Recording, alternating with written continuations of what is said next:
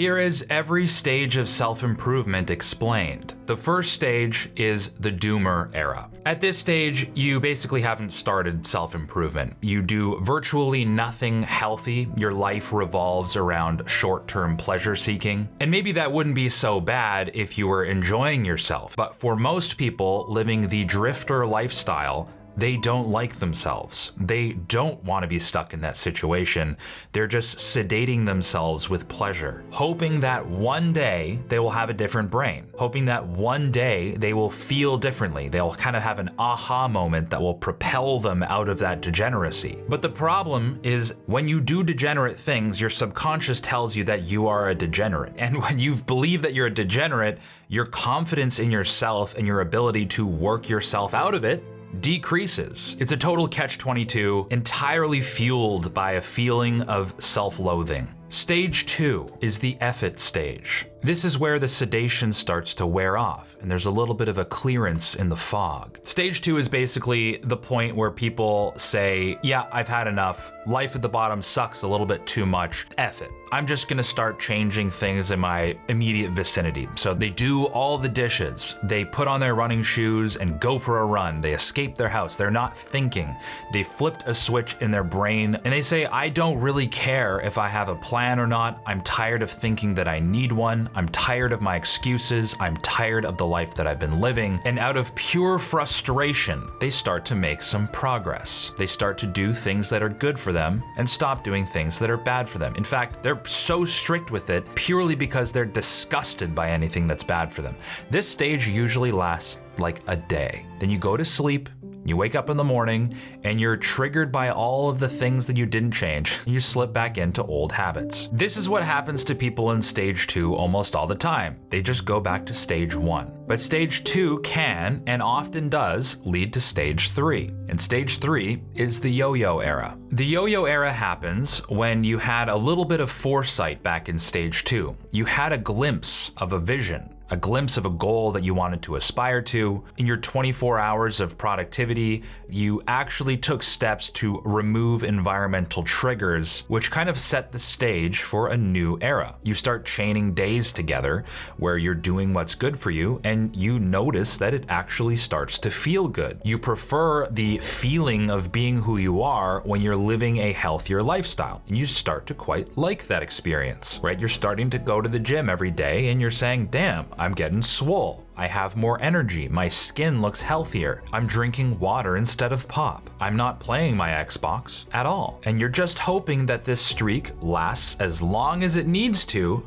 kind of turn into the rest of your life. But the pressure you put on yourself is astronomical. You can't afford a bad day. You can't afford the sweet smell of a Triple O's burger because you're afraid you might like it. So you're extremely strict with yourself. The pressure is super high to chain days together, and when you eventually do slip, it's like the house of cards comes crumbling down. And when you come crashing down, you crash hard. You binge. You totally relapse into degeneracy again. Your monkey brain goes, well, we were starved of this before, we might as well just ravenously consume this flesh. And then your logical brain goes, yeah, fair enough. Like, we'll let you kind of do this. You'll, have it out, get it out of your system. And eventually the feeling of binging feels so terrible and it makes you feel worse about yourself and you feel so disgusted that you decide, that's it, I'm going on another streak. And sometimes that streak is even longer than last time. Maybe it's even stricter than last time, but then you come crashing down again and it's frustrating to you because you can never seem to have steady liftoff. In the yo-yo era, you believe that the streak is everything. You believe that the amount of days that you pack on top of each other is everything. In other words, you figure that by doing everything right, by sprinting as fast as possible towards the life that you want to live, you'll stop tripping.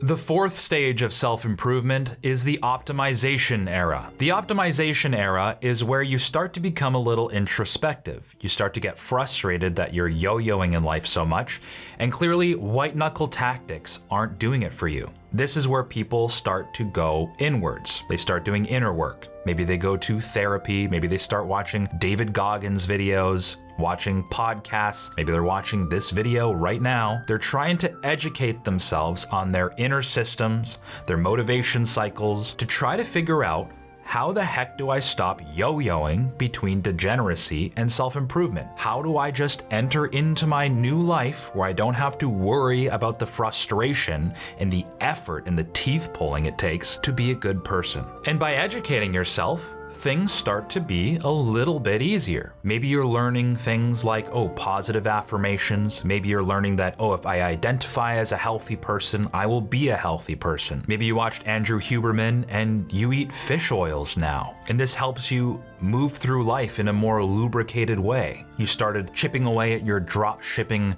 empire. I don't want to on these things. Like, I do so many of these things. I eat fish oils. Now that my herniated disc is on the up and up, I'm going to the gym every day. I listen to the occasional podcast. I really enjoy my supplement stack. But doing all these things won't make you enjoy doing these things. Eating a fish oil is not going to motivate you to lead a healthy life and not be a degenerate all the time. It's not like the fish oils are an amoeba in your brain that tells you things, a benevolent amoeba, but they do help. So if you're taking all of these supplements and listening to all this advice and learning and trying to optimize your way into a new life where you have a new identity and you like yourself more, it often works eventually, but it's not the most efficient path to get there. My dog is snoring way too much.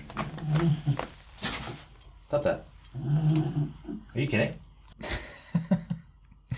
Looks like Bene Gesserit from Dune. Before we get into the next tip, I just want to give a big thank you to Higgsfield AI for sponsoring this video. If you make any kind of video or photo content, Higgsfield AI is definitely worth knowing about. Basically, it's an AI video platform that gives you access to all the leading generation models in one place, like Kling 3.0, VO 3.1, Nano Banana 2, and more. You pick the model, you pick the style, and you generate. No bouncing between 5 different apps, trying to figure out which chats you were talking in. It's streamlined and it's organized. So I actually used Higgsfield for 2 shots in this video. Earlier on, it was during the daydream sequence where I'm imagining myself in these different wild locations. So for situations like this and whatever situation you want to use generative AI for, Higgsfield AI is by far the easiest and most streamlined way to do just that. The standout tool for me is Cinema Studio 2.5. It's a full filmmaking pipeline inside the browser. You start with a text prompt to generate your base image, set up to 3 consistent characters, pick a genre, action, horror, comedy, whatever, and it influences the pacing and camera behavior automatically. You get multi-shot sequences up to 6 shots with start and end frame control, built-in color grading, and 3D scene access where you can move through the environment spatially. It's a free AI video generator to start with, and it's one of the cheapest AI platforms out there for what you get. Go ahead and give it a try yourself using the link in the description. It's a ton of fun, and thanks again to Higgsfield AI for sponsoring this video. Stage 5, the influencer era. Now, this is an optional side quest that I see a lot of people go on. And what happens is people, since they've been consistent and it seems like their degenerate life is in the rearview mirror, they start to really attach their identity to their victories. But it's something that they express outwardly. They want people to know that they've made it. Maybe they're 35 pounds down and have made an Instagram/fitness account documenting their journeys, and they sell a course now, and they want to help people do what they did and make a little bit of money in the process. A lot of these instincts come from a very good place. I think it's very healthy to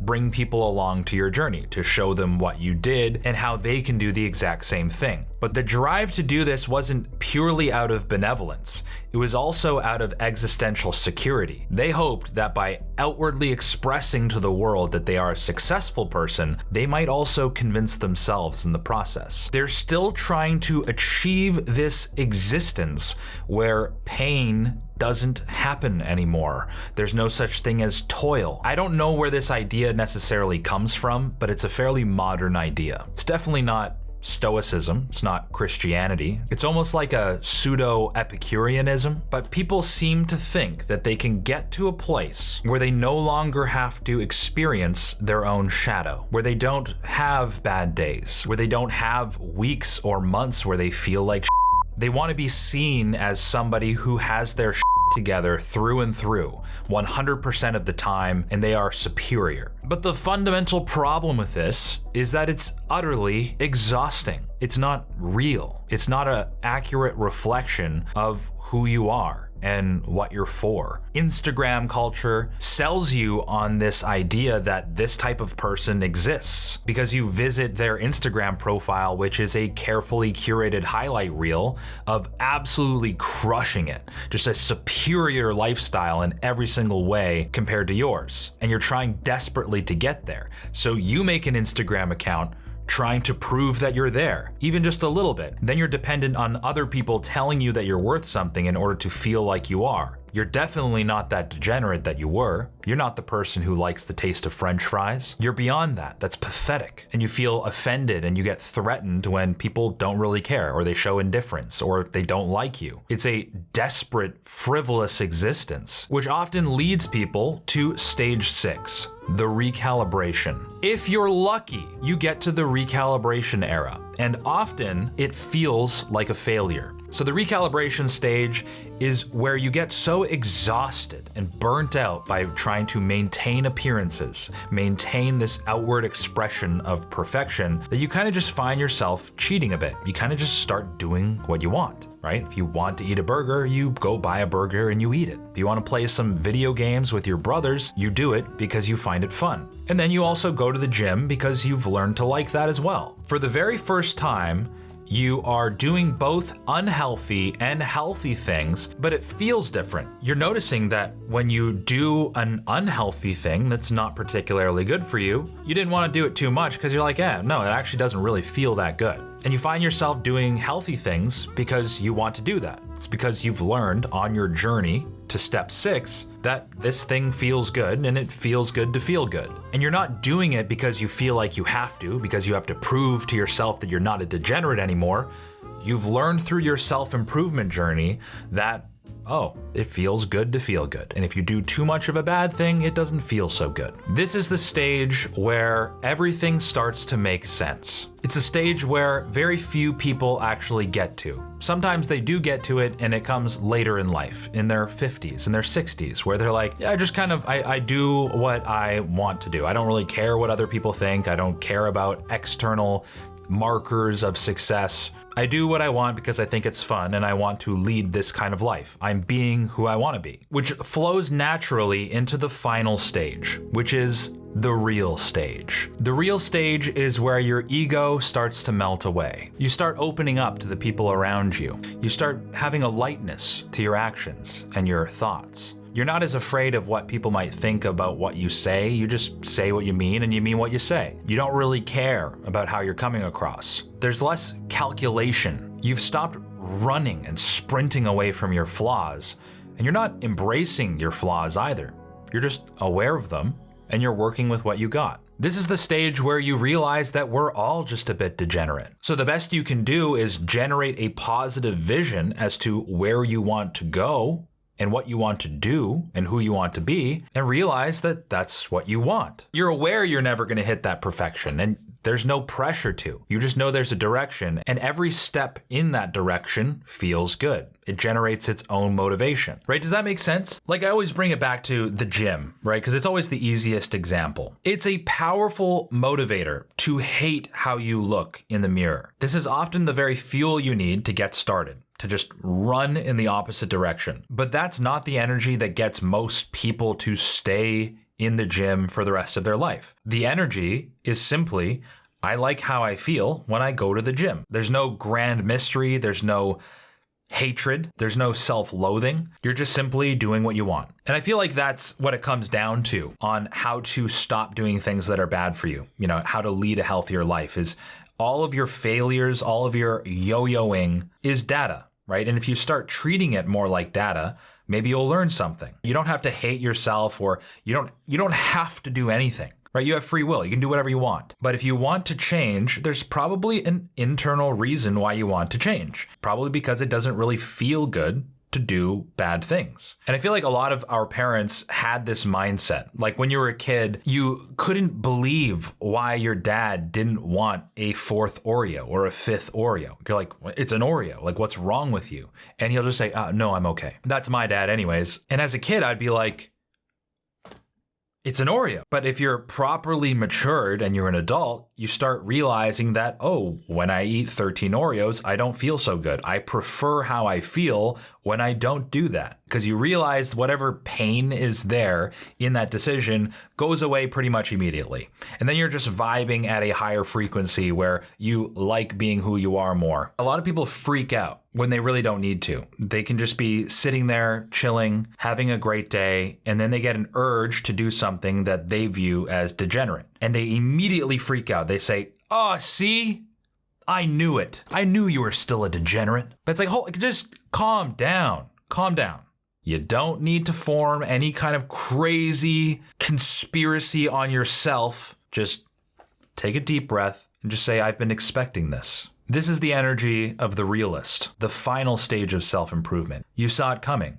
You know you're not perfect. You know you have degenerative tendencies, but it's just data coming in. You don't have to freak out. It has nothing to do with your identity. It's not proof that you haven't become a perfect person yet, because you know that's just not going to happen. But if you wish to improve upon the past, you can view it as data and just evaluate how you felt the last time you did that and dive into it calmly. And then you can confidently, after consideration, do the option that you want to do.